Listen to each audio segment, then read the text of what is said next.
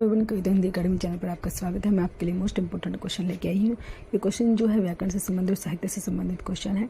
आपकी जो है क्वेश्चन करने से आपकी प्रैक्टिस हो जाएगी और जो है इससे ऐसे ही क्वेश्चन जो पेपर में पूछे जाते हैं, सभी क्वेश्चन जो है आपके लिए मोस्ट इंपोर्टेंट है। आपने वीडियो को अंत तक जरूर देखना है और प्लीज़ दोस्तों इस चैनल से जुड़ने के लिए चैनल को सब्सक्राइब कीजिए, वीडियो को लाइक कीजिए, दोस्तों के साथ शेयर कीजिए। क्वेश्चन स्टार्ट करते हैं। क्वेश्चन नंबर 1 है, रघुकुल रीति सदा चली आई, प्राण जाए पर वचन न जाई। प्रस्तुत पंक्तियों में कौन सा अलंकार है? अलंकार बताना है कौन सा है इसमें, तो ए होगा अत्यानुप्रास अलंकार। इन लाइनों में जो है। क्वेश्चन नंबर 2 है, निम्नलिखित वाक्यों में से शुद्ध वाक्य को पहचानिए। शुद्ध वाक्य कौन सा है, ऐसे ही आपको जो है बताना है इनमें से शुद्ध वाक्य कौन सा है। सब में जो है मात्राओं का ध्यान। संस मैंने एक नाटक का अनुवाद किया, तीनों गलत है लेकिन मैंने एक नाटक का अनुवाद किया यह सही है। क्वेश्चन नंबर 3 है, क्रिया के मूल रूप को क्या कहते हैं? क्रिया के मूल रूप को हम क्या कहते हैं? क्वेश्चन नंबर 3 का राइट आंसर जो हमारा ए होगा, धातु कहते हैं हम क्रिया के मूल रूप को।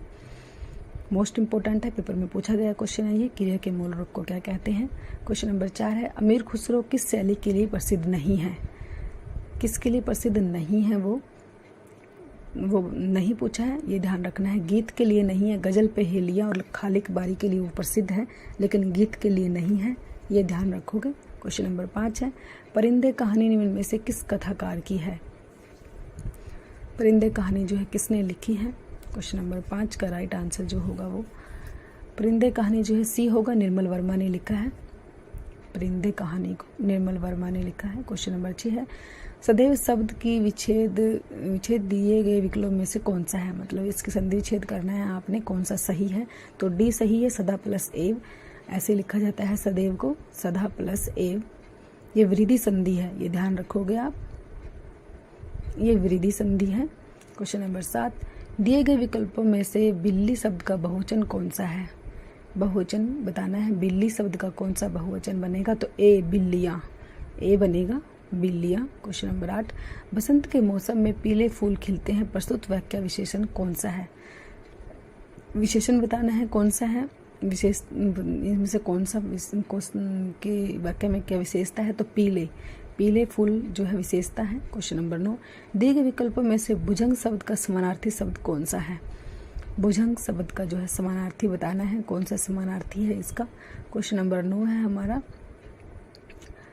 तो ए होगा सर्प और नाग। भुजंग को जो है सर्प और नाग भी कहा जाता है। क्वेश्चन नंबर 10 है, आलोचना करना के अर्थ हेतु उचित मुहावरे दिए हुए विकल्पों में से कौन सा है? आलोचना करना, तो इसमें से कौन सा मुहावरा बनेगा? मुहावरा बताना है। क्वेश्चन नंबर 10 का डी होगा, टीका टिप्पणी करना। आलोचना करना मतलब टीका टिप्पणी करना। क्वेश्चन नंबर 11, भारत में स्त्रियों का सम्मान किया जाता है, प्रस्तुत वाक्य में त्रुटिवाचक शब्द कौन सा है? त्रुटिवाचक शब्द कौन सा है, इसमें गलत कौन सा लिखा हुआ है? तो स्त्रियां, स्त्रियों जो है ऐसे नहीं लिखा जाता, स्त्रियां ऐसे लिखा जाता है, देखो ऐसे लिखना है आपने, स्त्रियों। क्वेश्चन नंबर 12, दिए गए विकल्पों में से तीव्र का विपरीतार्थक शब्द कौन सा है? विपरीतार्थक बताना है तीव्र का। क्वेश्चन नंबर 12, तो डी होगा मंद, मंद आएगा, धीमा नहीं आएगा, मंद आएगा, ये ध्यान रखना है। क्वेश्चन नंबर 13, निम्न में से असंगत विलोम शब्द का चयन कीजिए। असंगत विलोम शब्द का चयन करना है इसमें, जो सही नहीं है विलोम। तो सी दोस्त सखा, तो सेम ही हो गया, दोस्त और सखा, तो विलोम बताना था, ये गलत है। क्वेश्चन नंबर 14, माधवी वर्मा को उनकी किस कृति पर ज्ञानपीठ पुरस्कार मिला? ज्ञानपीठ पुरस्कार किस पे मिला था माधवी वर्मा को? मोस्ट इंपोर्टेंट क्वेश्चन, सी होगा, यामा पर मिला था उनको। माधवी वर्मा को जो है यामा पर, ये 1982 ईस्वी में मिला था, ये भी आप नोट करोगे, 1982 ईस्वी में मिला। क्वेश्चन नंबर 15, इनमें से कौन सा शब्द नदी का समानार्थी नहीं है? नदी का समानार्थी नहीं है, 3 है लेकिन एक नहीं है, तो ए वारी। वारी जो है नदी का नहीं होता, ये पानी का होता है। तीनों नदी की हैं ये, सरिता, तटिनी, निर्झरनी। क्वेश्चन नंबर 16, इनमें से कौन सी रचना रांगी राघव की रचना नहीं है? रांगी राघव की 3 है, एक नहीं है, ये आपने ध्यान रखनी है। 3 जो रचनाएं है वो रांगी राघव की है लेकिन एक नहीं है, इनमें से वो कौन सी है वो बतानी है। तो बी जीवन के पहलू।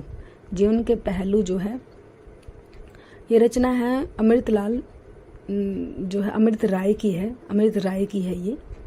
क्वेश्चन नंबर 17, उल्टी माला फेरना दिए हुए विकल्पों में से कौन सा प्रस्तुत मुहावरा सही अर्थ दर्शाता है? उल्टी माला फेरना का सही अर्थ क्या होगा? किसी का बुरा सोचना, किसी का बुरा सोचना। डी आंसर होगा। क्वेश्चन नंबर 18, डिब्बा किस शब्द का एक वचन है? एक वचन बताना है, किस शब्द का एक वचन है डिब्बा। तो क्वेश्चन नंबर 18 हमारा एक वचन बताना है, तो डिब्बे, डिब्बे ए आएगा, ध्यान रखना, डिब्बे ए आएगा। क्वेश्चन नंबर 19, आधुनिक भारतीय आर्य भाषाओं का विकास किससे हुआ? पाली से, प्राकृत से, अपभ्रंश से या संस्कृत से? क्वेश्चन नंबर 19 है, तो सी होगा, अपभ्रंश से हुआ है, सी अपभ्रंश से हुआ। क्वेश्चन नंबर 20 है, तुम बैठो मैं अभी आया, इस वाक्य में प्रयुक्त काल कौन सा है? काल बताना है, कौन सा काल है? तुम बैठो मैं अभी आया। क्वेश्चन नंबर 20 है हमारा, इसमें काल बताना है, कौन सा काल यूज किया गया है?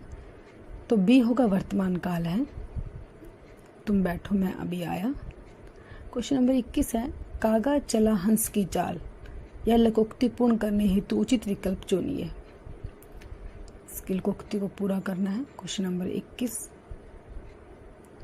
कागा चला हंस की चाल, तो सी होगा, हंस रहा न कागा, हंस। क्वेश्चन नंबर 22, मुझे आपके हस्ताक्षर चाहिए, इस वाक्य में हस्ताक्षर शब्द क्या है?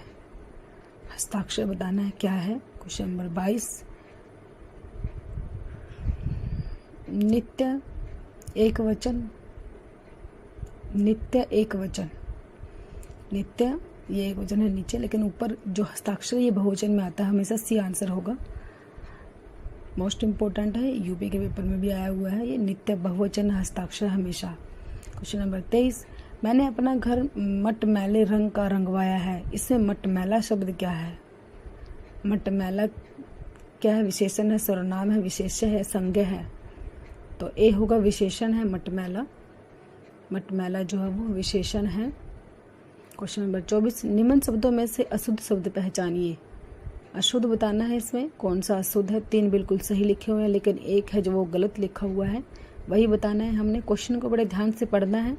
ए होगा, रचयिता, ये ऐसे नहीं लिखा जाता, ये रोंग है, ये रचयिता होता है, रचयिता, ये आपने ध्यान रखना है, ऐसे लिखना होता है इसको। क्वेश्चन नंबर 25, पंडित शब्द का स्त्रीलिंग रूप क्या है? स्त्रीलिंग रूप बताना है पंडित शब्द का। ए होगा, पंडिताइन, पंडिताइन होगा। क्वेश्चन नंबर 26, मिर्जा गालिब किस शासक के दरबारी कवि थे? बहादुर शाह जफर, अकबर, शाहजहां, हुमायूं? तो मिर्जा गालिब जो है, क्वेश्चन नंबर 26, किस शासक के दरबारी कवि थे? तो वो ए होगा, बहादुर शाह जफर के वो शासक। क्वेश्चन नंबर 27, जिसके पास कुछ ना हो वह क्या कहलाता है? जिसके पास कुछ भी ना हो वो क्या कहलाता है? क्वेश्चन नंबर 27 का राइट आंसर जो होगा वो बी होगा, अकिंचन। जिसके पास कुछ भी नहीं है तो अकिंचन शब्द है उसके लिए। क्वेश्चन नंबर 28, दिए गए विकल्पों में से सुधाकर किस शब्द का समानार्थी शब्द है? सुधाकर, धरती, चांद, हवा या रात? क्वेश्चन नंबर 28 बी होगा, चांद, चांद है इसका। क्वेश्चन नंबर 29, दांत शब्द इनमें से किस विकल्प को दर्शाता है? दांत शब्द जो है कौन से विकल्प को दर्शाता है बताना है। तो बी होगा, पुल्लिंग है ये, पुल्लिंग है ये। क्वेश्चन नंबर 30, आवारा मसीहा किसकी रचना है? विष्णु प्रभाकर, धर्मवीर भारती, मोहन राकेश, मुक्तिबोध? क्वेश्चन नंबर 30, आवारा मसीहा ए होगा, विष्णु प्रभाकर, विष्णु प्रभाकर की आवारा मसीहा। क्वेश्चन नंबर 31, यह जीवन क्या है, निर्जर है, इस वाक्य में प्रयुक्त अलंकार पहचानिए। उत्प्रेक्षा, अतिशयोक्ति अलंकार, रूपक अलंकार, व्यतिरेक अलंकार? तो सी होगा, रूपक अलंकार। क्वेश्चन नंबर 33, अल्पहारी शब्द के लिए उचित वाक्यांश छाटिए। अल्पहारी, क्वेश्चन नंबर 33, तो अल्पहारी बताना है, तो डी होगा, जो कम खाता हो, जो कम खाता हो। क्वेश्चन नंबर 34, अलंकार के मुख्य भेद कितने हैं? मुख्य भेद बताने हैं, कितने हैं अलंकार के? क्वेश्चन नंबर 34, 5, 6, 10 या 2? तो 2 होते हैं मुख्य अलंकार के मुख्य भेद 2 होते हैं, शब्दालंकार और अर्थालंकार। शब्दालंकार और अर्थालंकार 2 होते हैं मुख्य भेद।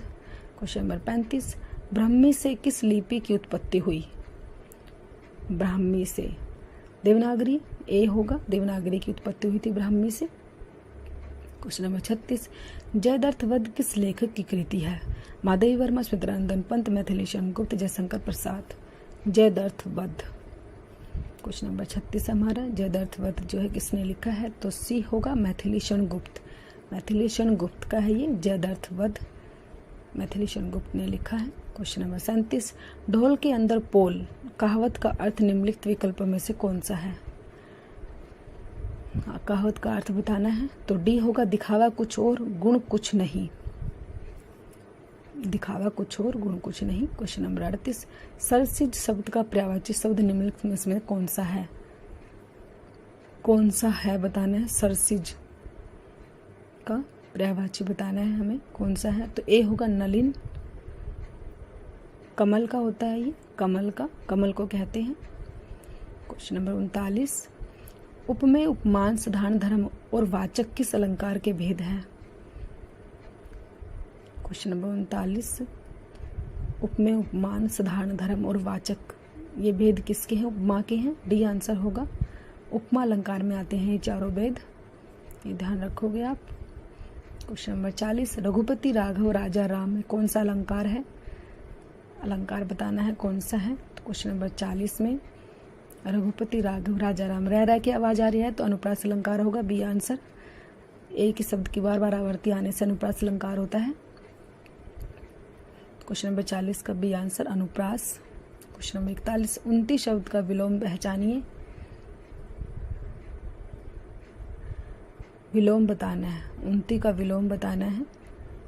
क्वेश्चन नंबर 41, तो डी होगा, अवनति। अवनति होगा। क्वेश्चन नंबर 42, शीशम इस शब्द का लिंग क्या है? शीशम है, इसका लिंग बताना है, ये क्या है? पुल्लिंग है ये ध्यान रखोगे आप, पुल्लिंग है ये। क्वेश्चन नंबर 43, कदाचित शाम तक वो वापस आ जाए, इस वाक्य में प्रयुक्त काल को पहचानिए। संदिग्ध, संभाव्य, संदिग्ध वर्तमान, तो संभाव्य भविष्यत है, संभाव्य है। क्वेश्चन नंबर 44, किस वाक्य में परविशेषण नहीं है? परविशेषण, विशेषण की भी जो विशेषता बताई वो उसे परविशेषण कहते हैं। तो किस में परविशेषण नहीं है वो बताना है। बच्चे समझदार हो गए हैं, इसमें परविशेषण नहीं है। क्वेश्चन नंबर 44 का बी, इसमें नहीं है। क्वेश्चन नंबर 45, झूठा सच के लेखक कौन है? मैथिली शरण गुप्त, विष्णु प्रभाकर, कबीर, यशपाल। क्वेश्चन नंबर 45 का डी आंसर, यशपाल। झूठा सच यशपाल ने लिखा है। क्वेश्चन नंबर 46, लाल पील होना मुहावरे का अर्थ है? लाल पीला होना।